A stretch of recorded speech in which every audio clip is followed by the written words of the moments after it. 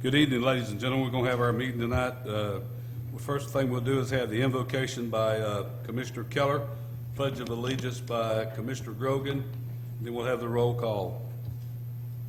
Stand, please. Heavenly Father, we come before you tonight asking, as always, a blessing on everyone up here, that we make sound decisions for our city. We ask a blessing on our Officer Bonner and the person that was in the accident with him. Let them both have speedy recoveries. We ask a blessing on all of our staff. We ask a blessing on all of our citizens, Lord. As we come to the end of May, we start looking at schools getting out, keep our children safe through the summer, give everybody a good, enjoyable, relaxing summer for them. We ask a blessing on all of our first responders, Lord. As they protect us, keep them protected. And especially, Lord, our military, wherever they are in the world, keep them safe and bring them home to us. We ask all of this in your name. Amen. Amen.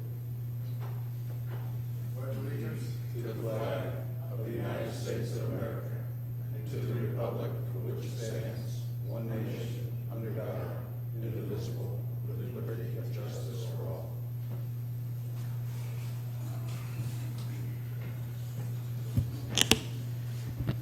All right, on presentations, roll call. Commissioner Grogan? Here. Commissioner Wilson? Present. Mayor Johnson? Here. Commissioner Kirshner? Here. Commissioner Keller? Here. Okay, presentations and proclamations. We have no proclamations tonight, but we have the fiscal year 2015 audit report results and CAFR presentation by Eldon McDermott, CPA.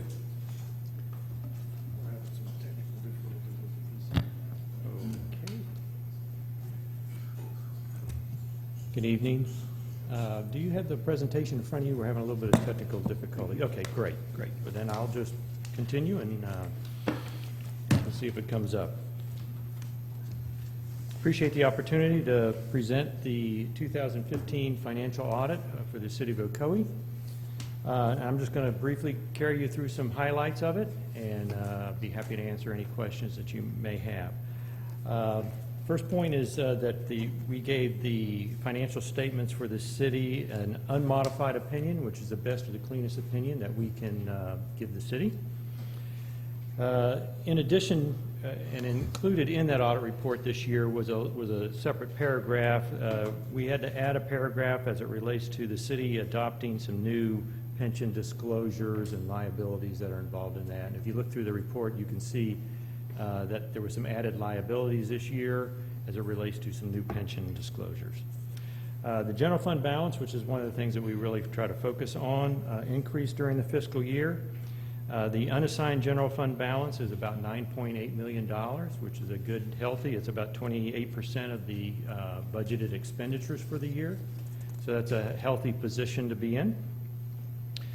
Some of the other governmental funds, the special revenue funds and so on, they decreased in their fund balance, but that's as expected and as budgeted through the year. Water and wastewater fund, the net position increased to about $1.2 million this year, so that was a good increase. Primarily that was related to some new connection fees, revenue, and some developer contributions of utility lines. As noted on page 74 and 75, the general employee pension plan and the fire and police pension plan. The general employee pension plan is 95% funded. The fire and police is 83% funded, so those are some good percentages as well. And then, as I mentioned earlier on the pension plan, the statement of net position or equity of the city, we reported a $9.8 million liability this year as it relates to that new pension disclosure as a requirement. Ocoee was one of the cities that it didn't make a huge hit as some of the other cities did. So again, I think that shows the financial health and viability of the city of Ocoee. On the chart there, we're just showing you some graphs as far as the cash and the number of months that you have on hand. And we're comparing that over the last 5 years, and you can see that it's ranged around the 5-month range, that you have cash on hand. That's not just receivables or so on, that's just cash on hand. So that's a good level to be at. The next slide is related to the total fund balance for the general fund. And you can see that kind of hovers between the $10 and $12 million range there. And as I said earlier, $9.8 million is the unrestricted portion. The next graph relates to kind of a chart of the revenues and expenditures for the general fund over the last 5 years, and you can see how they spike up and down. 2012, the increase there was significantly related to a bond refunding where you had some debt receipts. And then if you see on a couple slides later, you'll see that there was a large expenditure related to debt service. So that was the spike there. Next slide relates to just how the composition of the governmental revenues over the last 5 years. And you can see the majority of that relates to taxes and impact fees. And then the second one is intergovernmental revenue. And there was a little bit of an increase in that as well related to the state revenue sharing for this year. Next slide relates to the expenditures over time, and as you can see, as I just said, in 2012, there's the spike for the expenditure as it relates to the payoff of some debt. Water and wastewater fund, showing the revenue and expenses over the 5-year period, relatively stable, just a small growth over the years. Last one just relates to the CRA fund, Community Redevelopment Agency. You can see in the earlier years we had some expenses in excess of the revenues, and now that's kind of leveled off to where the revenues are equaling the expenses. So it's about all I wanted to highlight. Happy to answer any question that you have, but a very good report for this year.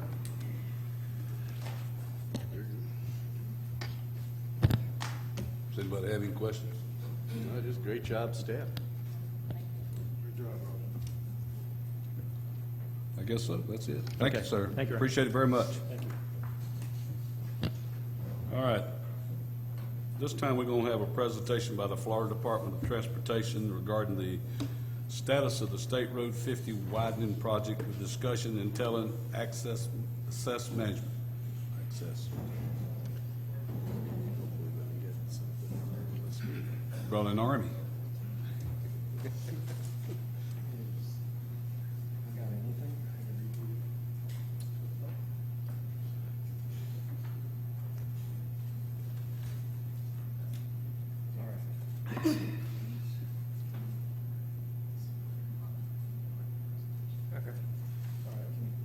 We're waiting here for the computer to restart so we can pull up our presentation. And while that's happening, Would you Yep. get up? I'm David Oland with the Florida Department of Transportation. I'm out of our Orlando construction office, and I'm our construction engineer for the office.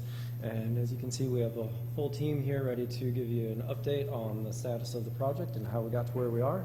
And I will let everybody introduce themselves. Yes, my name is Carlton Daly. I'm with Orlando Construction, also a project manager on State Road 50. I'm Chris Cairns with the Department of Transportation in Traffic Operations. I deal with safety and access management issues. I'm Ryan Florence. I am with AECom, and we are the design engineers of record for the project. I am Leonel Cortez. I'm with the Florida Department of Transportation. I'm the newly appointed design project manager for FDOT.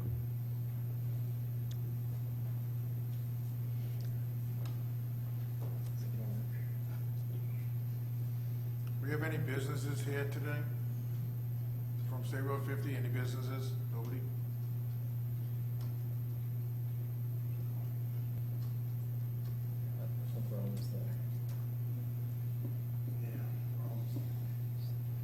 Hang with us just a minute.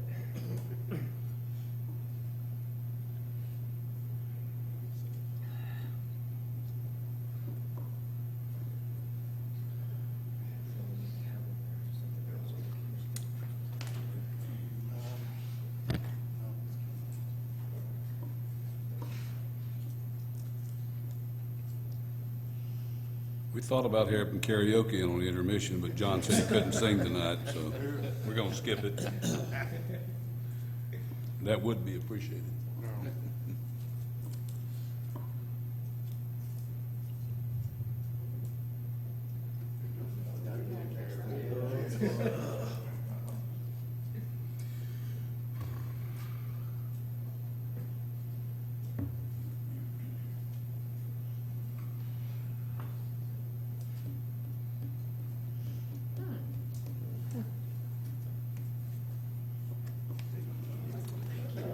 Right, there you go.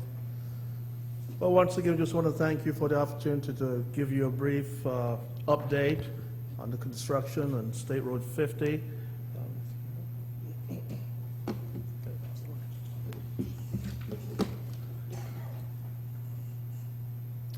Yeah, this project was in design for quite a while. It was designed, prime designer was AECom.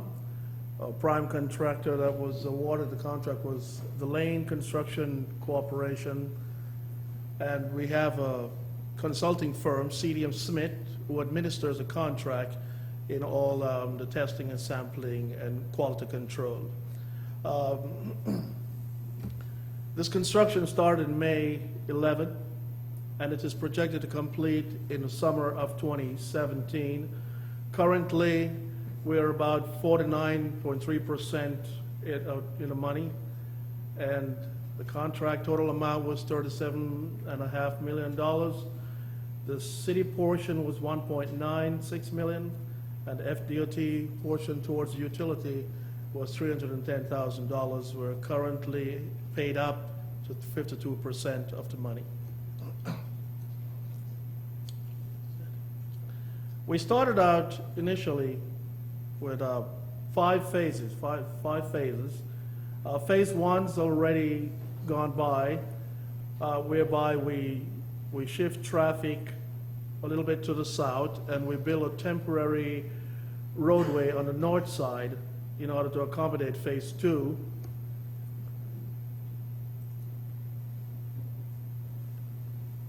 And what you can see, once phase two went in effect, traffic's now shift back to the north side, and permanent road construction is being conducted on the south side. We do a lot of drainage, a lot of utility work, and a lot of flat work, curb and gutter. A portion of phase two was a twin bridge we have to construct at Lake Bennett. That is the south bridge you're looking at eastbound. And right now what you're looking at, it's under construction, but as you know, it's complete. Right now we're working on the roadway just to tie it in to the proper elevation of the bridge.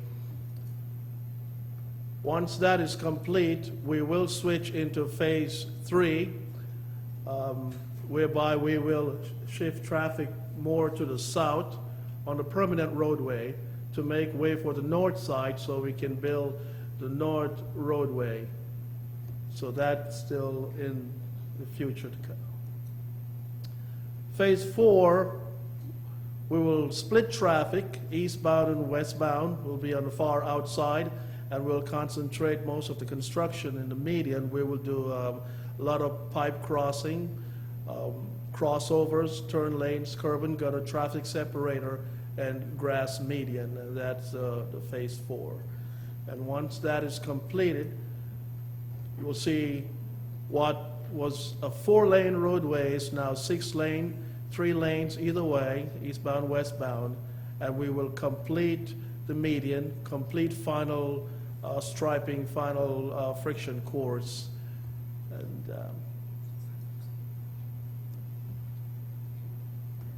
did I miss something here? Yeah, sorry.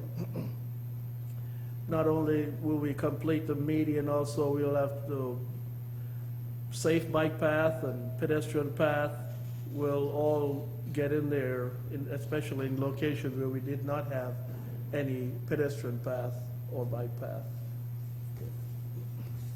So that's just a brief synopsis of the construction where we are right now.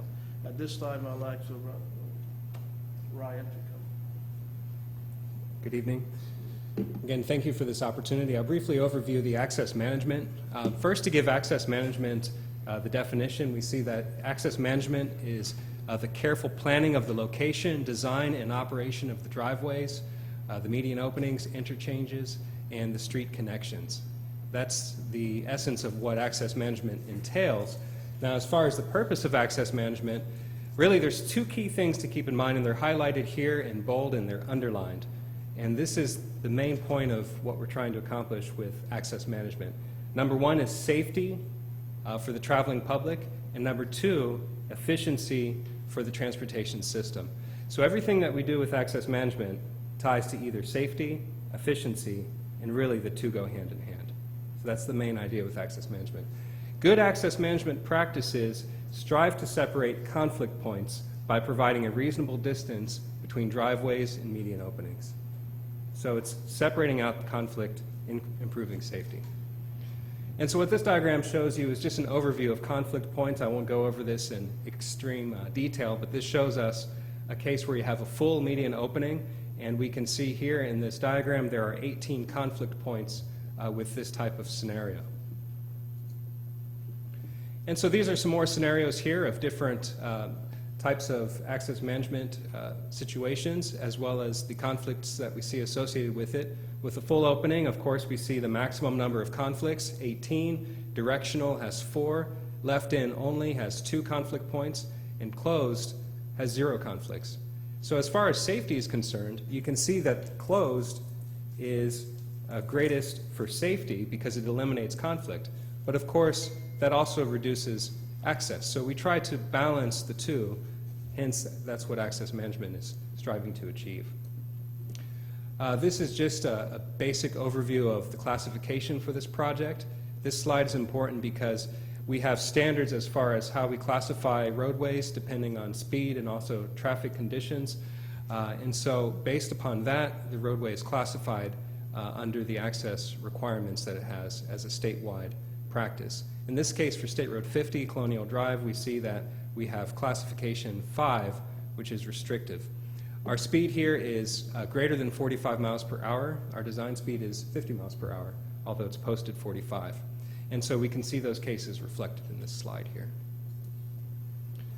This slide just wants to illustrate the turn lane lengths that are required for the project. The left turn lanes meet the minimum 390, assuming a queue length of 150 feet. The next few slides show a few situations that we have within the project itself. This is the scenario of the full median opening that I described just a few moments ago. In this case, we see the opening gives access to economic court. On the west end of the project, near the auto auction, we see that this is an example of a directional median opening, which is really what you have right now in the existing condition here. And then this case here shows our closed median opening. And what's interesting about this case, it's between McGuire Road and Bluford Avenue, and we see that with the closure, if we notice here, if you see the pointer, what this demonstrates is this is a left turn bay accessing southbound McGuire, and also a left turn for northbound Bluford Avenue. And this image here shows the striping of what will be proposed with the final project in this situation. And so that's just a very broad overview of access management, and at this point, that concludes the formal slides that we wanted to present, and we'll open it up for any questions that you may have, Commissioners. Do you want to go to have anybody in the public who wants some questions, or you want to ask up here first? Yeah, I've asked, no, I don't think anybody's here. Yeah, there are. Oh, Hank's here. okay. Mr. Morgan, I mean. Yeah. Mr. Morgan has a form I'm filled out, business so on this. you want to speak now, Hank, or wait till they all go through it? Well, we can wait till the last. Why don't we go ahead and let everybody, is that all the presentation? It is. Oh, okay, come on down.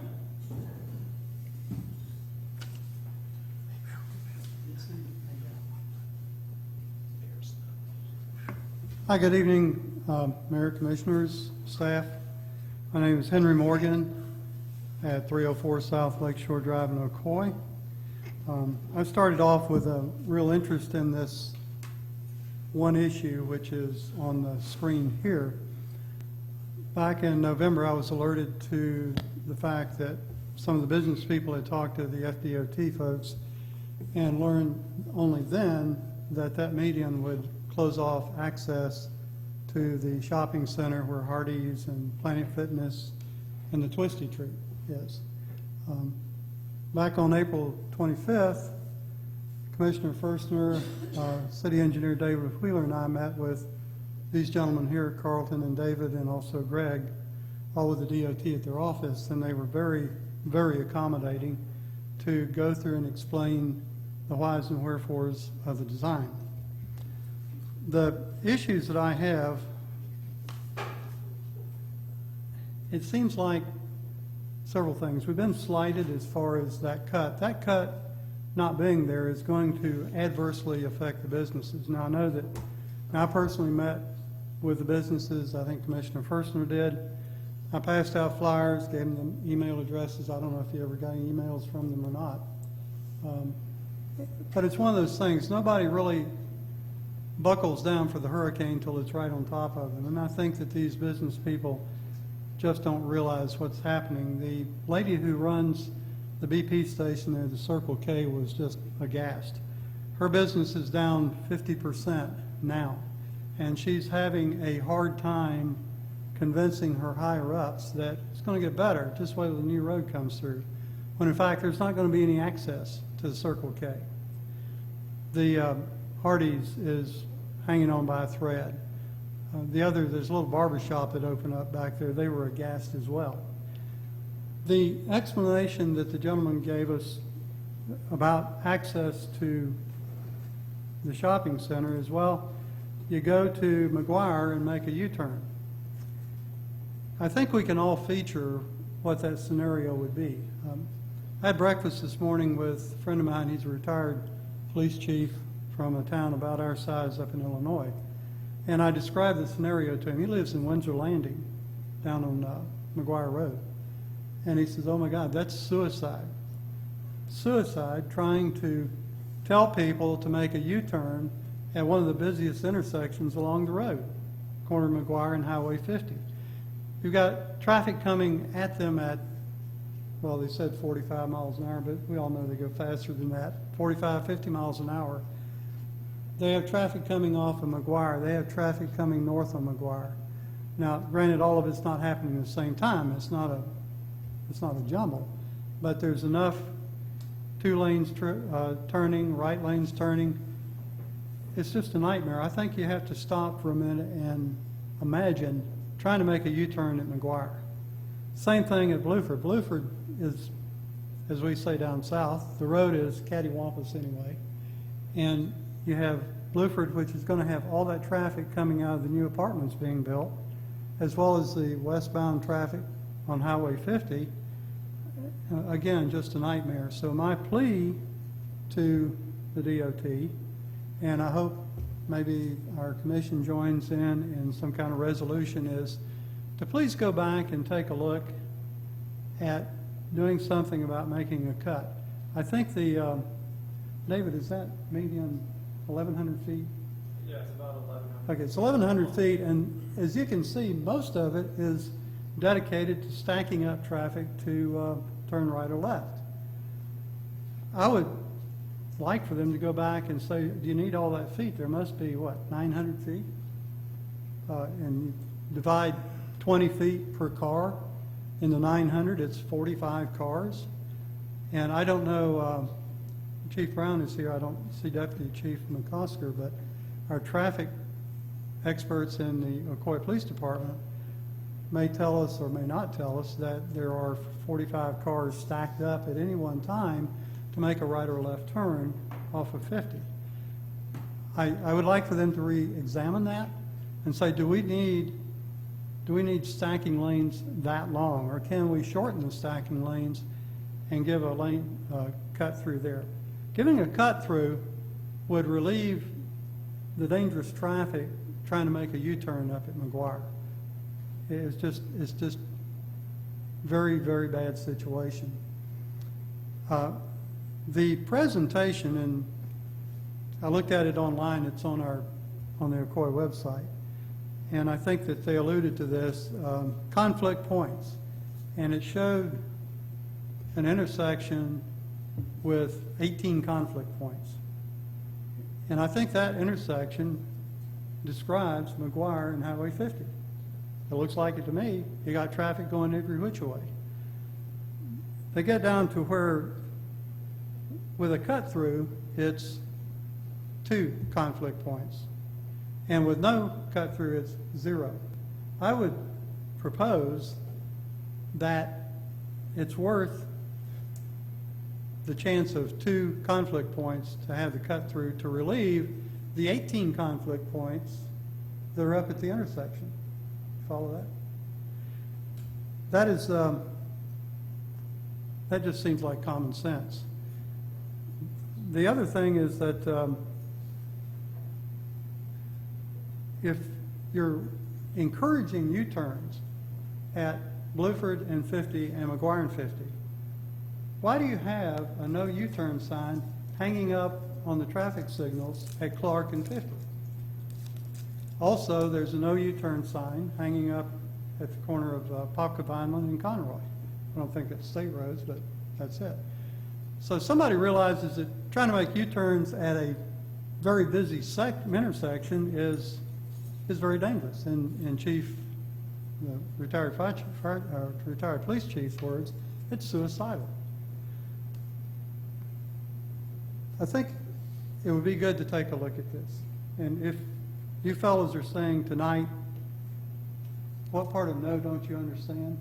Is that what you're saying? Or are you saying, yes, if the commission passes a resolution or directs tonight and asks you to go back and take a look at it? Is that a possibility? I'd like to respond after Okay. I can answer some of the points, and we can go from there. Right. I think that's really the main points. The main points are the danger of the U-turn. Do you need stacking lanes that long? And the other thing is, just one more item. This presentation and the handbook that was on the website relates to generalities. It's all over the place. My question is, did you actually do studies in this section to determine have there been any accidents over the past few years where we've had a free-for-all center lane? If there have been none, what are we preventing?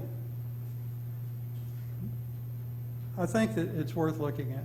So with that, I'll close for now and appreciate the opportunity. Appreciate these fellows coming down. I know they work hard during the day. They got a full day ahead of you, and I appreciate them coming down at their request. Thank you. Yes, Mr. Morgan. All right. Which one of you gentlemen want to answer some of that? I will. Thank you, Mr. Morgan. Again, I'm Chris Cairns. I work in the Traffic Operations Office. And when I heard about the issue here, the team did contact my office, and we did look at the possibilities and what made sense. And I'm going to start with the last part that Mr. Morgan mentioned, safety. I've been working with traffic studies and traffic crashes, trying to fix crashes for more than 15 years. And anytime we replace the two-way left turn lane with good access management, the crashes go way down, and the number of the studies that my group has to handle go way down. With that said, I looked at this specific segment between Bluford and McGuire. For the 3 years before construction started, there were 20 crashes at driveways that involved left turns either in or out, which would not happen with the median in place. One of those was unfortunately a fatal crash, somebody turning left into Hardee's. So the safety concerns are real and too real at this location. What happens when you have two closely spaced traffic signals with really heavy traffic volumes, the queues back up. I'm sure you see that every day, but people get waved across as they try to turn in or out of a driveway or side street, and they don't always see that car in the outside lane that's moving, and that's primarily what's happening out there over the last few years. So U-turns, really there's only one conflict potential with U-turns at these two locations, because U-turns only occur on a green arrow. So when you have that green arrow, everybody else has red. So the only potential conflicts are right turns from the side streets. So those would be lower speed crashes, and we find in general there's only friction with those and very low incidence of U-turn crashes. So there are 18 potential conflict points at signalized intersections, but only if the signal's not working. I mean, when it's working, the conflicts go way down, especially for U-turns. Another potential, which I don't know how much y'all U-turn, but sometimes the people behind you are a little too eager to turn left, and that's another low-speed crash if it happens. So we did look at this, and even if we could squeeze in, if we took away turn lane lengths at the traffic signals, we still have the potential of people turning across the queues from Bluford if we were trying to do a turn in westbound, and likewise queues from McGuire if we did the other direction. So the crash potential is still there, albeit probably less, but it would still be a significant crash potential. And based on the safety reasons alone, we try our best to be sensitive to access to businesses. There is going to be some increased delay as people U-turn, but we would rather they have an extra minute to their travel rather than have that crash potential. So I hope that answers some of the questions. We do take the safety very seriously and have some sound reasons for not making changes to the plan between these two intersections. Thank you. If you have questions, then. All right. We'll start with John. I just have one. I mean, I think safety is utmost. 90% of our calls coming out of the fire department is the crashes. There's no question about it. So keeping the crashes down is utmost importance. My thoughts are, and I know you guys are the experts, so I totally have trust in the people that do their job. On taking that left-hand turn, when the lights, you got oncoming traffic, they're gonna have a left-hand turn, you'll have a left-hand turn, so they go opposites. Now, when you make that turn, what would be the need for a red arrow? Instead of right turn on red at that intersection, what if we had a red arrow? Is that not necessary, meaning that you can't go right on red, so that when there's a green light, the U-turn is wide open, there's nobody? I understand what you're saying. We do sometimes prohibit rights on red. We try to not start there because we try to get some efficiency. Keep the flow going. Yeah, because if there aren't many U-turns and we've got a lot of right turns, exactly, we want to Okay. keep them moving if possible. But when we do find problems, then we do go back and we will prohibit right turns at times. Okay, thank you. All right. I'm going to go back out to the audience real quick before we go to the commission. We have another, Mr. McNichol.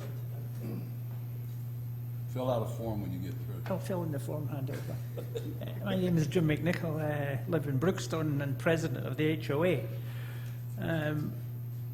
Some of the conflict I can see, and some of it happens today. In fact, even getting here this evening, and I live south of Highway 50, travelling north, and at 7 o'clock this evening, or 5 to 7, the traffic was tailed back from that junction. Tailed back to the extent that I joined the traffic line and the bridge at the turnpike. I don't know what the distance is. It's a fair distance. I see part of the problem in it, and I did ask Lieutenant Wagner of the police department for advice, but he said there's not much they could do because they don't control this process at the moment.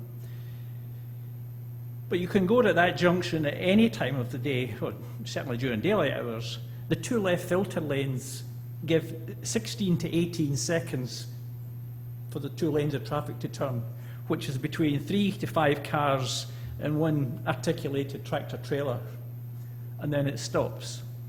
Complicated because the people who are coming west on Old Winter Garden, making a right turn to go north on Maguire, because sometime or other they probably want to go left onto Highway 50. They block the intersection, which is below here. You can't see it in that map. They block the intersection at Old Winter Garden and Maguire. So it means that all the people who live south of the turnpike just join a queue regularly. It also blocks access for anybody who's going south on Maguire that maybe want to turn in to any of the shopping areas there. And if there's a suggestion of making a U-turn, as if I understood it, on that street, I think that's madness, but then U-turns are Florida style, not my kind of driving, but... So, the answer I got from Lieutenant Wagner was they don't do anything, but if you change those 2 filter lanes to a longer period, you have to reciprocate with the other 3 avenues of traffic. If that's the case, that doesn't seem right, because there are periods of the day, the northbound traffic is really busy. The new right turn lane that was installed after they built the Scorman apartments on Maguire doesn't get utilised because the traffic can't get to make that right turn because they're blocked all the way back to Tommen Boulevard from 50. And I believe it's all because of those traffic lights. And that also prevents people making access into stores because the conflict is they're stuck there driving and they don't want to leave their car and get out of the queue. So I don't know who changes the lights or who does the survey, but at 16 seconds, that's really insufficient for the volume of traffic that's going north most of the day. It's probably the busiest northbound access in all of Ocoee where Highway 50 is. Thank you. Thanks, sir. All right, Commissioner Wilson. No, I don't have any questions. I think John pretty much answered that the left-hand turn going north, I mean, a no turn on red going north on McGuire, that would not prevent, again, I don't know safety, so I'm just saying that the left-hand, no right turn on red going north on McGuire, crossing 50, you're saying probably would not solve the problem. Right now, we would not start with prohibiting rights on red, but the configuration on McGuire on the outside lane is a through and a right turn lane. So most likely there aren't going to be many right turns on red during busy times because there'll be some people wanting to go straight and they'll be stopped at the stop line and the people won't be able to turn right because of them. So I guess what I'm saying is we start with the most efficient configuration we can, and we're always willing to go back and look at it if we hear about a safety or related safety problem. Because the lanes right now go 2 to the left, I believe, 1 straight and 1 to the right, going Yes. north on McGuire. Yeah, and Correct? I believe that's my recollection as well. And then if you look at the diagram on the screen on the far left, it's going to end up with two lefts, 2 throughs with that outside one. Wait. It's hard to see that. Oh, okay. Oh, I see. All right, I see. So that will slow down the right turns. That will change That will the situation. definitely cut down on the rights.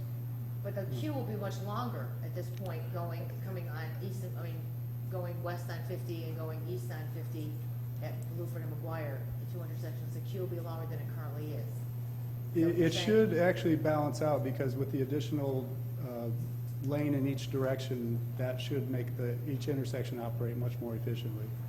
It's still going to be busy. There's no getting around that. Well, But- going west and turning on McGuire seems to be a bottleneck there at this point.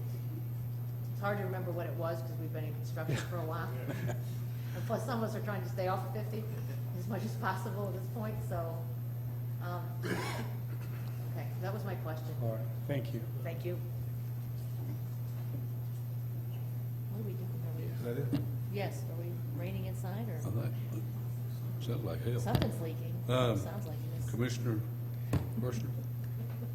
Thank you, gentlemen, for allowing Mr. Morgan and Mr. Wheeler and myself to come down and talk to you that day. You explained it in great detail, and I think we all understand your engineering problems and, you know, what you were dealing with designing this roadway. I appreciate the fact that you have safety as one of your main concerns in the design of the roadway, and I share that same concern. But another concern is what do we say to these businesses that feel that this roadway configuration is going to really hamper their businesses? It's our concern to grow the businesses and, you know, help them thrive in town. There's really no definitive way of telling them yes, no, or maybe, you know, this is what's going to happen. I guess my main question that I have tonight is there a way of re-engineering this roadway to put in the directional median opening halfway between there, say pushing back those turn lanes at Bluford and McGuire to create enough space for those directional turn lanes? And I do understand that crossing 2 lanes of traffic is difficult. Crossing 3 lanes of traffic gets really dangerous. I understand that. But is it possible for that roadway to be redesigned at this point in time, or is that an impossibility? I'm not with the construction team, so I'm not going to speak on their behalf, but I know they would ask me my opinion on this. I've seen a lot of combinations and permutations of median openings, and we could find a way to re-engineer as you described. It wouldn't be perfect, but I would recommend against it because of the crash potential. I mean, having 3 lanes, I mean, even before the construction started, there was always that potential for the outside lane to keep moving. That potential is even greater now with having, you get waved across 2 lanes, you don't see that last lane coming toward you. It's just, we call that a good Samaritan crash. People mean well waving you on, but you just don't see it. And Right. because of that and because of the expected cues from Bluford, I would not recommend that. And I'm just being upfront with you because I looked at it from a creative perspective. That's part of my job, is to be creative and figuring out solutions like that. But there are times when I just, because of the crash potential, I just say, no, we should not do this. So I can escalate it internally to my boss and his boss and talk about it. If that would, if you would want, I would do that, because I can offer ideas. But and again, I don't know how they could squeeze it into a construction project, but just from an operational perspective, I could lay out what the question is, what my recommendations and the possibilities are, and just go from there and get a higher level from our district traffic operations engineer and even our director of operations, if that's desired. I would appreciate it if you would do that, and I have a feeling I know what's going to come back, because I don't disagree with you when it comes to the safety factor involved. But if there is some way to creatively come up with a solution to this, to where traffic can cross in mid-block there, making left-hand directional turns, I think that would satisfy a lot of people, if it could be done safely. I will escalate it then, and if you could let me know with whom I should get back with, Mr. Wheeler or whomever, I'll be glad to do that. Thank you. Mr. Chairman, can I ask one more question? Yes. When we met with the Back gentleman- up here, Hank. Go on up to the mic there. I thought I'd talk loud enough, I didn't need to sing.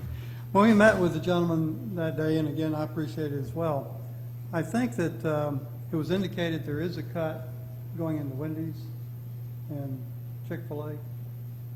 There's a cut plan there. I believe that's what you said, David. I believe that's correct without verifying on the plans. Okay, so there is a cut. Did you, Commissioner Firstner, did you hear that day? I don't know. But I'm almost positive that was it. That there is a cut going into Wendy's and Chick-fil-A. That's not too far down from the intersection of Blackwood. So why is it dangerous to cut at Hardee's and into that shopping center, but it's not dangerous to cut in front at Wendy's and Chick-fil-A? Oh, All right. Somebody want to answer that?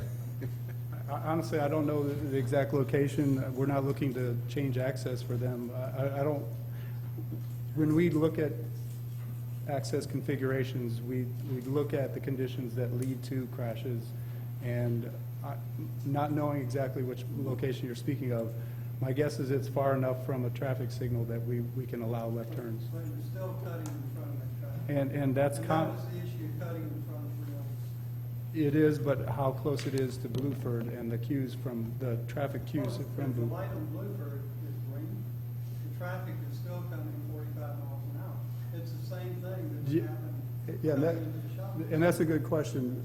It is common on our State Road 50 projects all the way from Claremont to East Orlando, where we have left turns without signalized access. I mean, so it is common for us to do that. There's 9 of them. Okay, and they work safely in general. I mean, there are situations where they're not safe, and we try to avoid those, and this is one of those locations. They're cutting across the It's not just the number of lanes, it's what's happening in those lanes.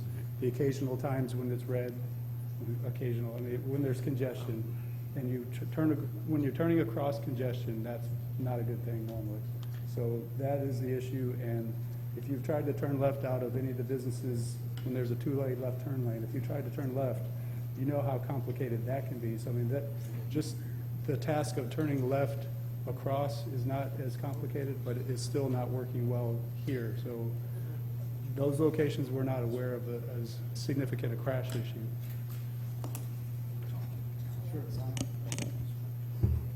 Just to add a couple thoughts to what Mr. Cairns was highlighting is, yes, we do have cases in this project where we do allow the left turn movement to take place. So the message we're saying here is not that it's forbidden. If you recall, if we take a look at our earlier slides here, we see that there are different situations here where we do have, now this doesn't, you may not appreciate what's being shown here because there's two images that are superimposed on each other, but there are cases where we have different scenarios within the project. And so the point that we're trying to illustrate here is not that it's to be closed at all instances, but it's site-driven. And we're looking at the traffic volumes and the intersection spacing relative to where those openings can be. And so there's several factors that are going into the consideration of if we're allowed to make that access point. And in this case, we see the competing interest here is we see the closeness to the intersections with McGuire and Blueford and the efficiency of the system of moving traffic to serve those two main intersections with high volumes. And we're not just thinking about today's situation, we're also projecting into future traffic needs as well. So those are all of the considerations that go into this. And as Mr. Cairns highlighted, FDOT traffic operations can take a look at evaluating if there could be some other creative solutions with allowing a left turn at this location. But we're balancing all of these different factors to come up with the ultimate design, and that's where we're at today. All right.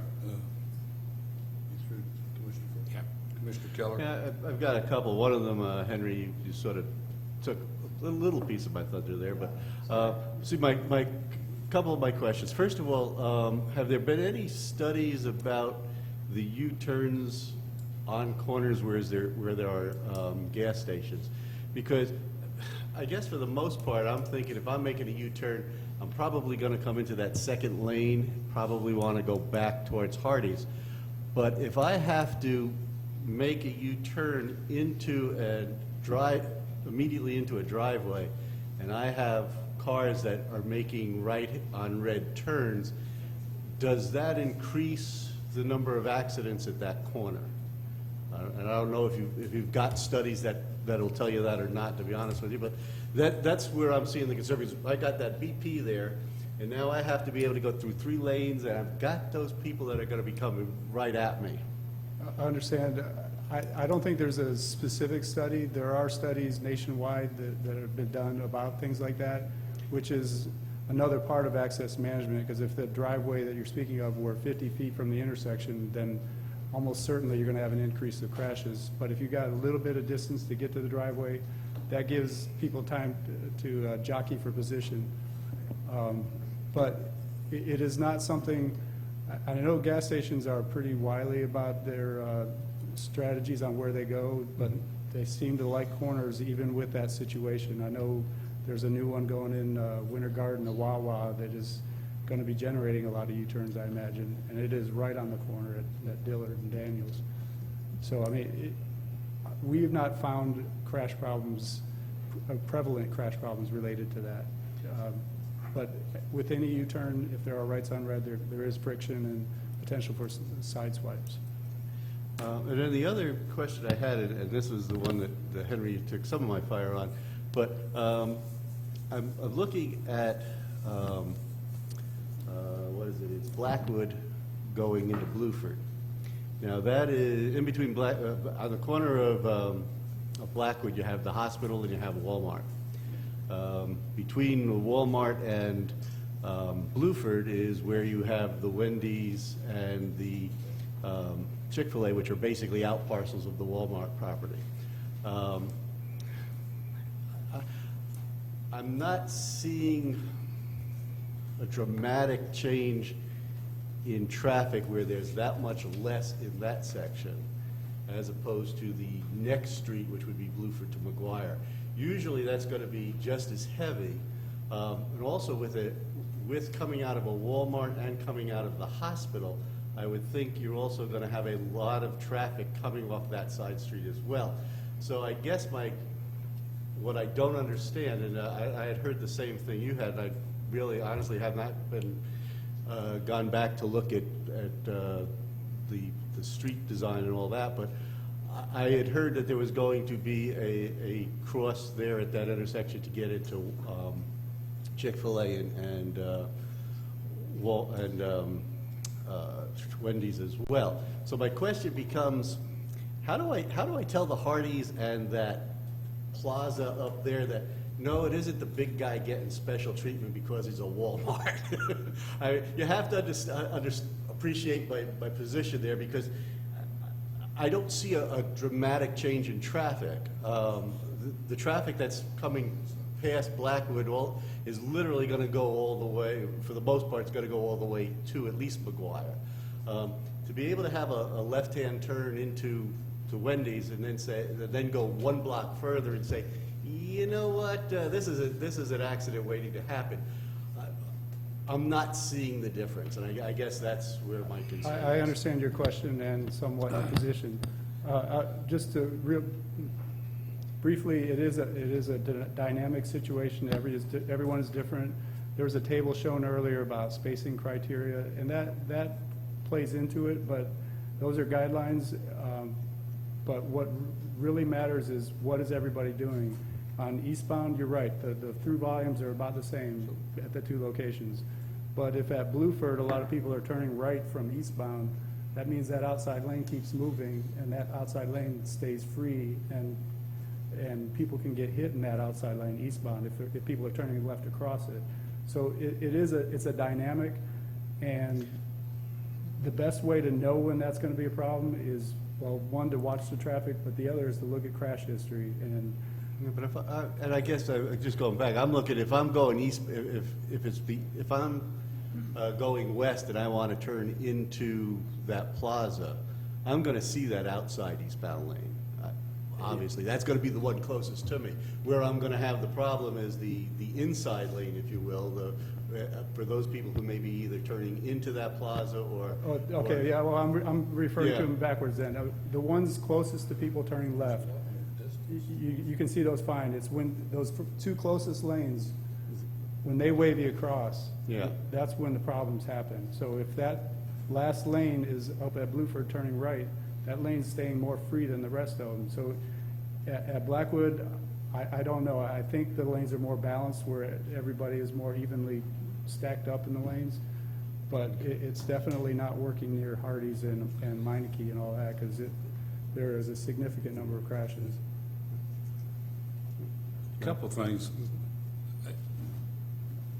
I travel that road every day, but the one problem I see, and I don't know how we're going to solve it, and we don't want our businesses to go away, we want them to be there, but a couple of problems I see is when you're turning south off 50 to McGuire, they have to go to the back of the shopping center to get into it, because there is no cutoff up in the middle. So you've got to go all the way down to the back part of that shopping center to get into it. So you won't be able to get into it coming across 50. So now you got to cut onto McGuire and come down and go all the way down and cut right there at the back of the shopping center to come up through the back of the shopping center. So all that traffic's got to cut across that back and then come back up through the shopping center and then cut back to the front. Then the other problem is, and I understand what Joel said, but there is there seems to be more space between Blackwood and Blueford. There's a lot more space in there. But even so, you take places like Hardee's, we don't want to see those guys go out of business. I mean, we're trying to get businesses here, not run them off, but we also want to save lives. I do know that I go to Winter Garden and eat sometimes at the Country Cafe. You have to go to Park Avenue and make a U-turn to go back. And that's what I do all the time, because there's no other way to do it unless you want to go all the way around and come on down Story Road and come up Park Avenue, then cut back. So I don't know what the answer is I don't know if our discussion of this and going through all this is going to be advantageous to changing any of that, but at least if we could get you to look at it and see if there's a way to do something in there, even if you put it at Hardee's, what are you going to do to get into the other shopping center? Well, I mean, you've got to cut across Hardee's parking lot to get back over to that one. So I don't know how we solve that, but we do want it to be safe, but we want it to also be able to where we can save businesses, not run them away. but it is like. If we don't have anybody go to any businesses, there won't be no reason for anybody to come there anyway. But if they want the business, they'll U-turn like you do at Park Avenue. It is, and for the shopping center on the southeast corner at McGuire, that's why U-turns are important. You can U-turn and get to the State Road 50 driveway. That is the key to the access there. And I certainly would not suggest people going back around the back of the shopping center. Hopefully the U-turns are convenient enough on the green arrow that they can get to the State Road 50 driveway safely. But we will escalate as I described. I will lay out some options to up to our director level and go from there. I know it's irrelevant now, but I do believe that our staff, a year or so ago, went and tried to get the state to look at not putting that lanes, changing those lanes, and let us do the side roads, like frontage roads, instead of changing that where we wouldn't have had that problem. But being as wise as the DOT is, I guess, they decided we didn't know what we were talking about, so they didn't do that.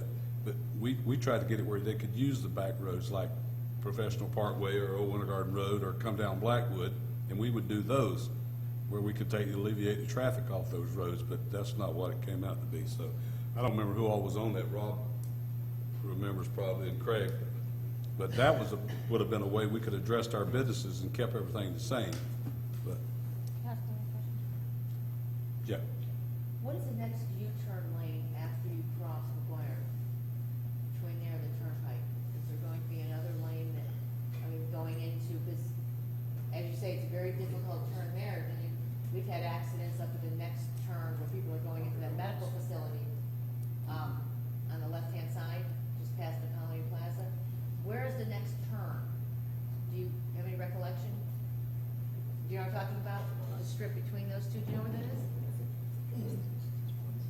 I believe it's Consumer Court. The one that was- Is that where the Dunkin' Donuts is? Okay. The next meeting opening is at Economic Court where you can access the left turns there. So Economic Court is a Dunkin' Donuts? I think that's where Dunkin' Donuts is. Yeah. No? Yeah. Yeah, no, David says no. Where's, just wondering, is Economic Court past the turnpike? No, it's before. Oh, Economic Court is the one where. Consumer Court's where the Dunkin' Donuts is. Economic Court's the next intersection to the west where the, geez, I knew it. Where the red Goodyear roof Tire Store is, entrance into the Red Roof Inn. That's right across the street. Yeah. Oh, so it's right, okay. Same thing. That was set up, at that time, that was set up with the long-standing access management plan that the city did with DOT, was that is approximately halfway between McGuire Road and the Turnpike. So the potential, if you had a lot of traffic, if we extended Old Winter Garden Road, brought that up, as potentially that could be a signalized intersection right there. That one could be. That could be, yes. But yeah, All you right. do have the ability to make a U-turn right there, but that's not a signalized intersection. All right. What I would say is, I hope what we've all suggested, go back and look at it. The citizens have asked a few questions. I know if you can address those issues and give us an answer as soon as possible, which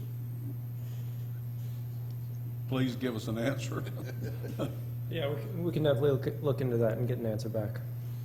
And I know that, and we appreciate you coming out tonight, because you might have to have a boat to go home, so I don't know. But we appreciate it. And does anybody else got any more comments? No, just thank you very much for. Thank you. Yeah, Okay, for- thank you very much. Thank you. All right. Comments from citizens or public? All right. I got one here I got a paper filled out from Bob Johnson. Mayor, No. I'm going to have to go down on this. Well, what I want to ask about this is about the school crossing guards. Before we do this, I would like to find out from Charlie or the police department if this has been addressed through the regular route, going through the process of the department before we address it here, bid it's the police action. Okay, Mr. Johnson has offered a I know, but audio. I want to see if the police, if he's went through them first about this. Hello, Mayor. I'm really not sure exactly what's It going to says a happen. CD, 6-minute CD, school crossing guard concerns. So now, is They've that been not under you addressed at guys? they've been addressed at the police department, but if it's a grievance of some kind, no, I have not received a grievance. Well, is that not what this is? Is they're presenting it to us to, and where is he at? He's I not would here. not imagine here, that's but how he's it would asked. normally be held. He has asked for this audio to be played. Unfortunately, the audio that he has a scratch in it. So we have it on phone. All right, well, Permission with indulge. what I want to do is ask the police to get a copy of it first. Okay. Have you heard it? No. That's what I want them to do. It was Go sent to through the someone in your police process department. and let him get a good new CD and y'all let him come back and come here with you guys after you've addressed the issue through the process. Okay. It was sent to your police department. Okay. You didn't get it?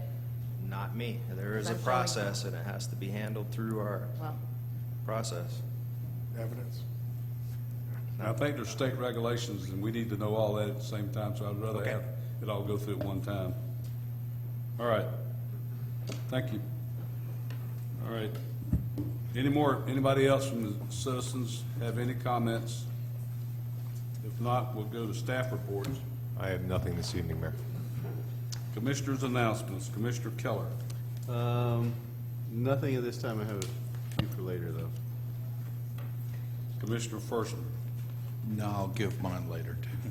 Commissioner Wilson. nothing at this time. Commissioner Grogan. Nothing, thank you. All righty. I got one. I'll save it to the end.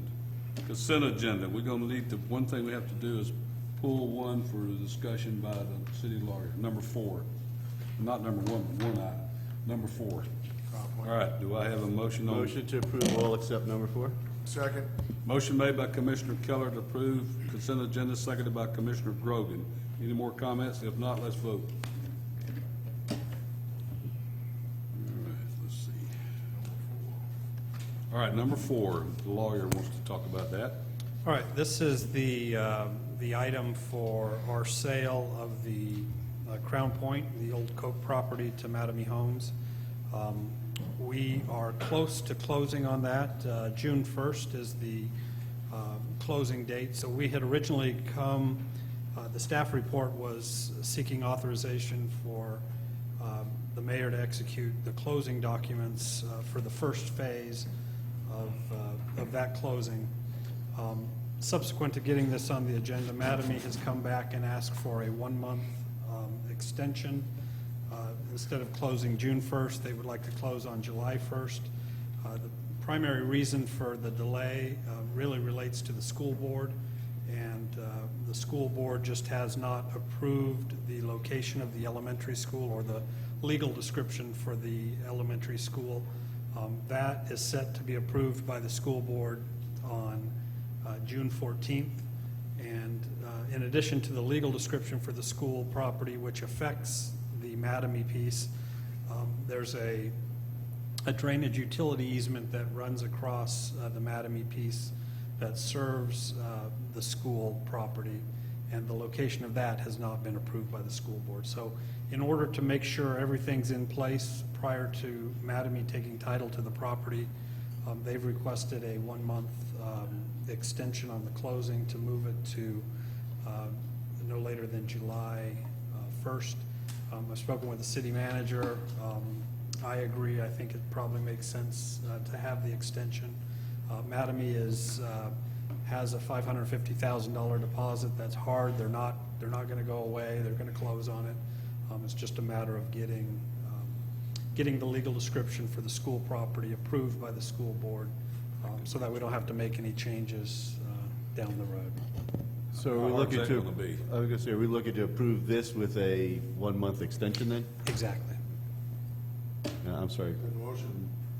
Well, I thought Mayor had a question that I overstepped there. No, so- I'm just, The what's the good process with the yeah, county? okay, so the good news is that we now have the school board's attention, and they are fully engaged now, where we've been trying to get them to sign off on this legal description for 4 or 5 months, and they've just dragged their feet, but now they have an attorney involved, and they're looking at it. It's on the agenda for June 14th, so I think we're, we finally got their attention, and they're moving. I think it'll be resolved in June. So Okay. motion to approve item number 4 with change to phase 1 closing, no event later than July 1st, 2016. motion Second. made by Commissioner Keller. Do I hear a second? Second. Second by Commissioner Grogan. Let's vote. Does this, did they also say, the elementary school, that they're actually gonna build the elementary school? They have said that, yes. They have said it, wow. Excellent. All right. Public hearing, none. First reading of ordinances, none. Second reading of ordinance number 9. Second reading of ordinance to dissolve the Arden Park Community Development District.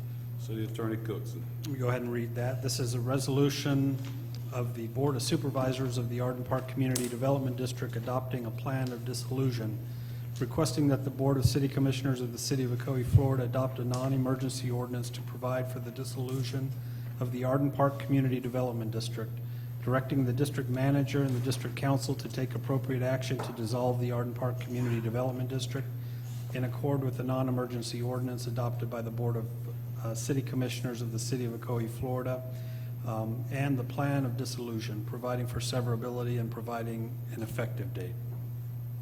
So just real quickly, just to give you an update, you may remember that Arden Park had come in here and requested that we adopt this community development district for their project. Since that time, the owner of the property has somewhat changed, and there's been a request that they don't finance the infrastructure through the CDD. And so now we're just kind of unwinding what we had done a little while ago in establishing this. It has really no effect on the city. The developer has agreed to pay the fees that are involved in this. So the staff recommendation is to go ahead and adopt the resolution to dissolve the CDD. All right, we're going to open the public hearing. Anybody in the public have any comments on this issue? We do have the attorney for the CDD here to answer any questions that you might have. All right. Do you want to make a comment, or you just? We don't have any comment. This is Jared Earlywine with Hopping Green Sam's on behalf of Standard Pacific. We have Jim McGowan back here as well from Standard Pacific. We're just here for questions if you have them. All right. Anybody have any questions? None? Okay, thank you. All right, we'll close the public hearing, bring it back to the dais to see if what you need to do. Motion to approve the dissolution. Motion made by Commissioner Keller, seconded by Commissioner Forstner. Let's vote. All right. Regular agenda, none. Staff action items. Nothing, Mayor. Comments from commissioners. Commissioner Grogan. I have nothing, thank you, Mayor. Commissioner Wilson. This is going to be a Memorial Day celebration on May 27th at 11 o'clock. Please go to the city website for more information. But again, 11 o'clock on May 27th, which is a Friday. That's it, thank you. All right, Commissioner Forstner. I'd like to invite everybody to the Fire Department Hurricane Preparedness Open House. It's going to be held on Saturday, June 11th, from 10 a.m. to 2 p.m. at Station 25. Come on down, meet the firefighters, and you'll get a whole bunch of helpful handouts, and there's going to be free food. Commissioner Keller. All right, I got a couple of them there, Mayor. First one, we have been using Gray Robinson as our lobbyist up in Tallahassee for a while now. With the death of our lead lobbyist there, I'm thinking that maybe now is a good time to put out an RFP and see what we want to do with lobbying out in up in Tallahassee. Not sure, Rob, if we need to, what we need to do that, whether we need a motion or just a consent to do that? Yeah, I think whatever the city attorney would like. I think we do have a 30 or 60-day clause in there. I can't remember off the top of my head, but we do have to give them notice. Do you remember when is it up in October, or is it? We were doing them 1 year at a time, yes, so it'd probably be up in I think October. that's right. Yeah. We can take a look at the contract to see when it expires or what the provision is as far as providing notice, but you know, it may make sense just to let it expire and then do an RFP or RFQ or whatever we need to do the new.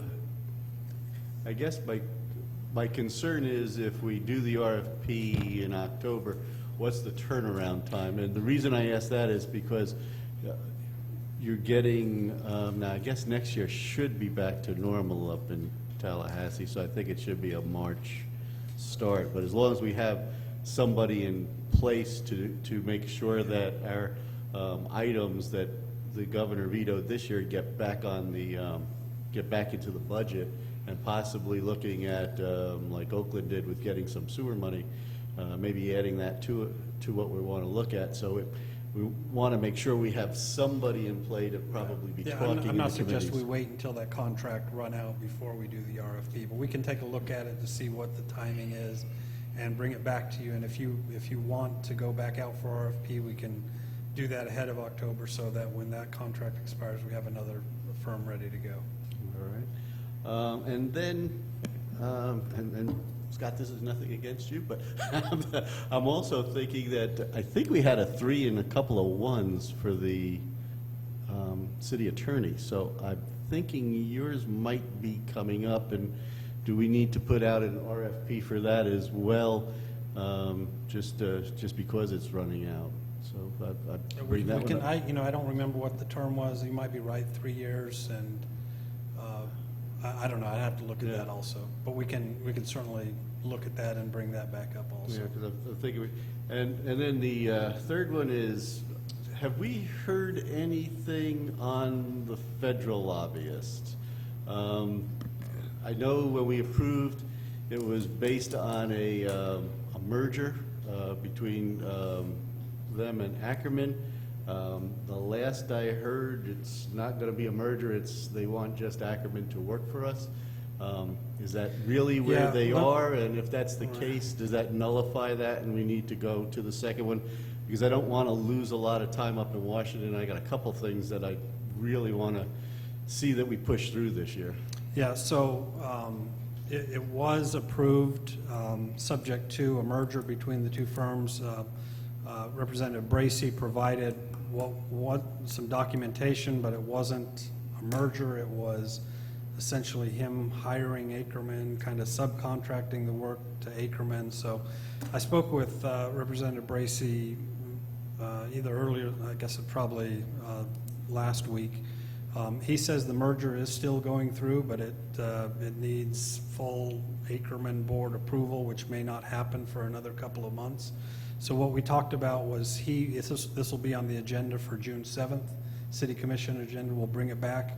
Representative Bracey will be here, and then he can explain what the timing is, when he thinks that merger will actually happen. And at that point, the commission can decide what they want to do, and that could be stick with Commissioner Bracy and wait for that, or Representative Bracy and wait for that merger to take place, or award it to the second place firm, or throw out all bids and do something else. So it'll be on the agenda for June 7th to fully discuss. And one more, Mayor, and then I'll pass the gavel back to you. But decibel ordinance, we, as the summer's coming up, I know when we had the issues with Frank, one of the things that was talked about was possibly putting through an ordinance that we would set a decibel level. And just wondering, had we decided, no, we didn't want to go through with that, or is that still in play? Are we still looking at what should be? Because I think it's unfair to Frank to expect to not come up with something and then expect him to have to be looking at getting tickets for noise that's too loud, or when I'm not necessarily sure that it is. So I'd like to see us do something. We don't have anything, we're not reviewing an ordinance or discussing anything at this point, but that's something we can. Because I thought that was what came out of that, was that we were supposed to come back with something, so. And I guess Chief's got a response on that. I want to make a comment. Okay, Go ahead. go ahead. Is the noise ordinance, is they supposed to cut down at 12, shut off at 12 o'clock? So any noise that is disruptive at any time, yes, and then at 12 it becomes a little more restrictive. Deputy Chief took out a decibel meter last week. We are looking into how we can craft an ordinance that is more specific to decimal meter, but it was definitely clearly audible, but we didn't receive any complaints. I think it was last week or 2 weeks. When? I was Last out there week? from about 11 to midnight. Last And, week or the week before? Something like that. It was around May the 6th, so what would that be, last week? Last week. I was out there from about 11 to maybe quarter to 12, somewhere in that neighborhood.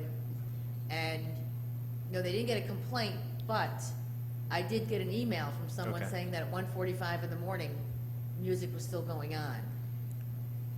And I know that one neighbor did text him, I guess, and he cut it down a little bit, but another neighbor who wasn't really complaining did send me an email about the 1:45, You can, but they never called in. okay. Yes, with any type of breach of the peace type of incident, really, as law enforcement, it's not our breach, our peace that can be breached. It has to be the public's. And as you know, I was out there from, I was working from 9 to about 12:30. I didn't get out there to observe until about 10. And if we would have had any calls anywhere during that period, I would have been more than comfortable with having them turn it down and seeing how it proceeded from there. But it was clearly audible from Rachel's Ridge Loop. So I sat there for quite a while, and I know some of the addresses of the people that had complained in the past, and I sat in front of their houses, and it was clearly audible. Now, that's with the windows down and outside. I would be able to tell you if I was familiar with that music. I would be able to tell you the playlist. It was that clearly audible. When I was inside the car with the windows up, it was more of that low rumbling that people complain about. But the issue is that without someone actually saying, we would like you to take action on this, we don't know that somebody's peace is being breached. One of the things was the decibel meter. It did move almost everywhere he was, so I'm not sure. That's what I said. I'd like to come up with some sort of value as to, okay, where is it acceptable, or where have you gone over an acceptable noise level? Because with the summer coming, I expect you'd have more outside activities, and if that's and not just Frank. I can remember we've had a couple at the park on Hackney Prairie where people have complained that the noise is too loud.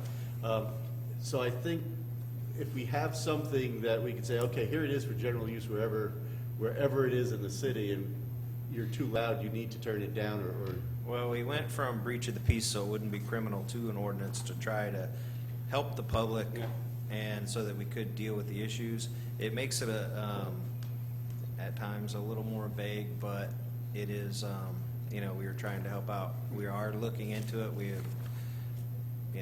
have not given anything to Scott yet, because we're trying to figure out what that Yeah, I'm just wondering where is. it was, Yep. that's all.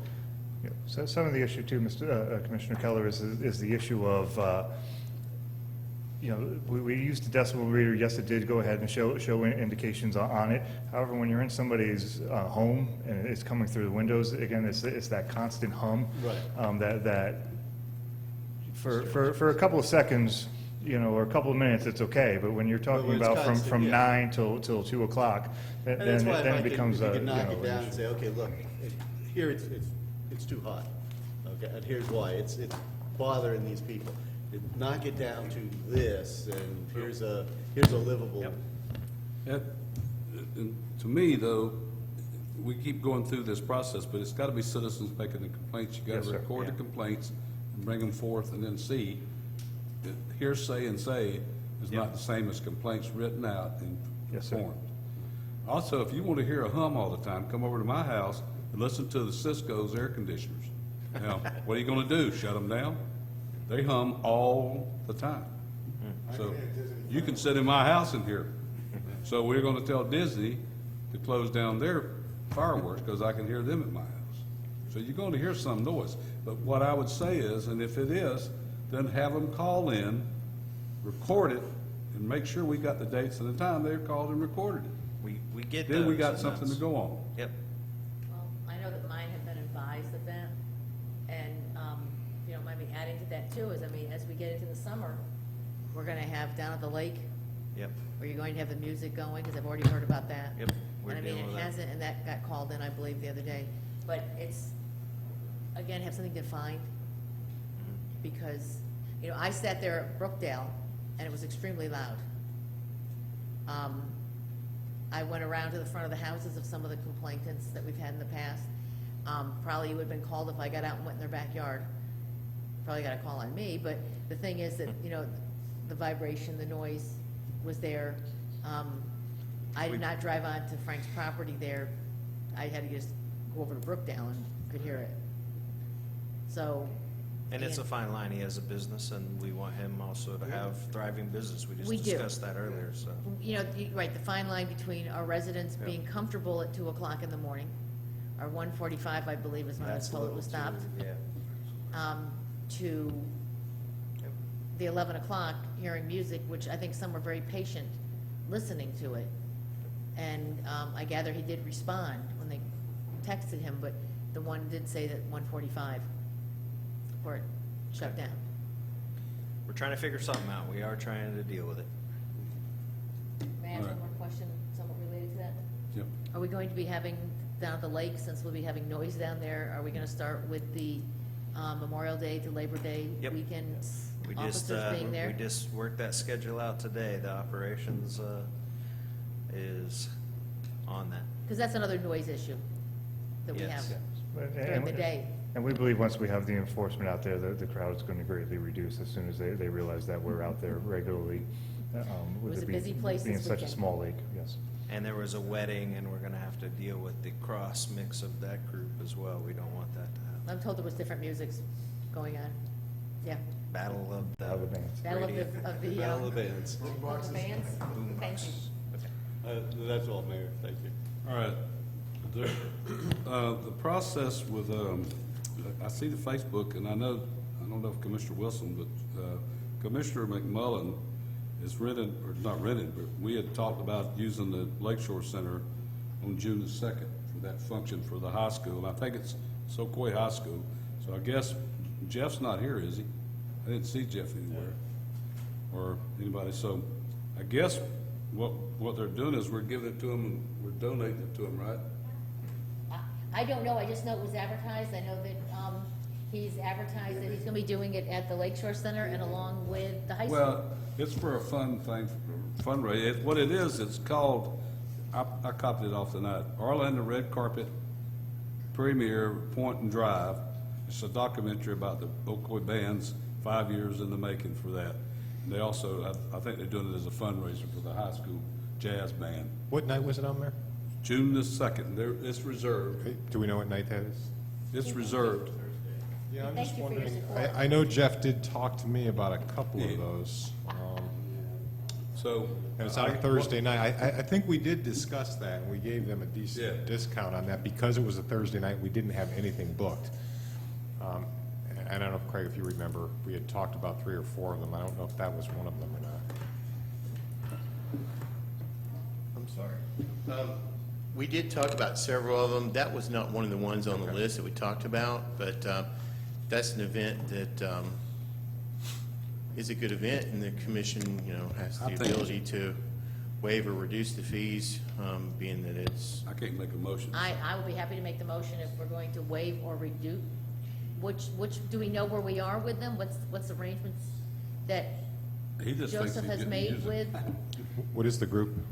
It's the HAPCO group that does the music out of the high group. school. They're a group that plays jazz, which are excellent. I think it's a great thing myself. Are they looking for the whole We're building? trying to go to come down here and use the city thing, so that's what they're gonna do.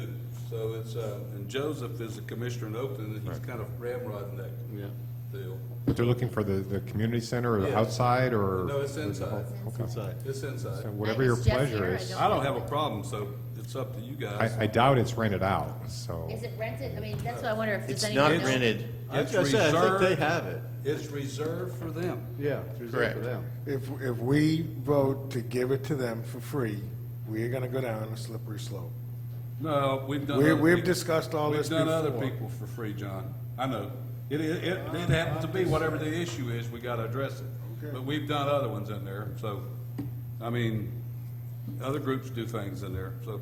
Did we I charge do the believe VOTEC? it's a, Did we charge the VOTEC when they were there for their technical? we're letting that group come here to do the handicap thing, that's free.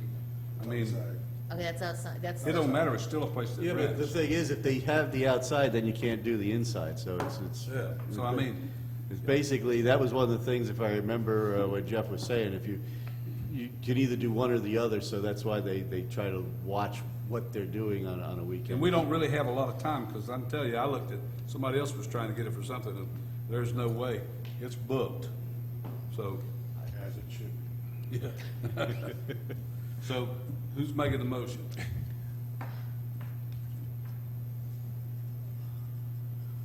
Just hold on a second, please. What have we done with other groups in the past? I know we've been very particular about not giving the place away because we have said we weren't going to do that, based on That's past. correct. That's correct, history. Commissioner. And I think what we've done in the past, if it was a civic organization, or we've done it for the chamber, and maybe something that was benefiting the community, and I think you've always been the ones to determine that. We've had a few recently, and I think when we changed the resolution last time, it gave us a little more leeway. And what we do, if there's something 2 weeks out and it's not rented, and it's somebody who wants to use it time and time or a few times, and it could be, the school board, or it could be, what were some of the other examples, Greg? We try to figure out something that, we're not going to lose money on it, and it's better than letting the room go empty, and it's going to pay for the time of the employees and provide something if there's some damage. Well, Would $100 be unreasonable to ask for the rental of that facility? for that Well, that's night? up for you. And I think, the point that we want to make is, if it is given out for free, that's typically, something that the commission does. We come up with, if we have a group come in that wants to use it, on a night we know it's probably going to be empty, we try to come up with a fair rate for that. A fair rate, do you consider a fair rate $100 for the use of the facility for the evening? I think that would be a fair rate. I mean, I'm we've just, not gone that low, I if don't they think. don't have it, but, well, I'll get it. I doubt there's a problem. I would assume there's not a problem, but, if, I'm just gonna ask the So you're making the commissioners. motion? I guess I'll make the motion for $100. I don't think there would be a Second. problem. Motion made by Commissioner Wilson, the use of the building on June the 2nd, and seconded by Commissioner Keller. All approved, favor? Okey-doke, motion approved. Steve, when are they paving? Paving. Yeah. They were gonna pave that the week before they. Somebody's cat's getting some problems, they want medical insurance. The schedule was this Thursday. That's pending weather. I'm not gonna hold my breath on that. When? Thursday was gonna be the first day of paving. This Thursday. That was the game plan. Depending on the weather, I don't know if that's gonna happen. Right. I do see they're putting the grass down and stuff like that, so that's. Pavers good. look great, too. I was down at the fire station. I was down at the fire station today. The pavers in the intersection look great. It's coming together quick. There will be some trees and ground cover put in the Well, median. that's the question while we're talking about it. The center, median, what are we gonna put in them?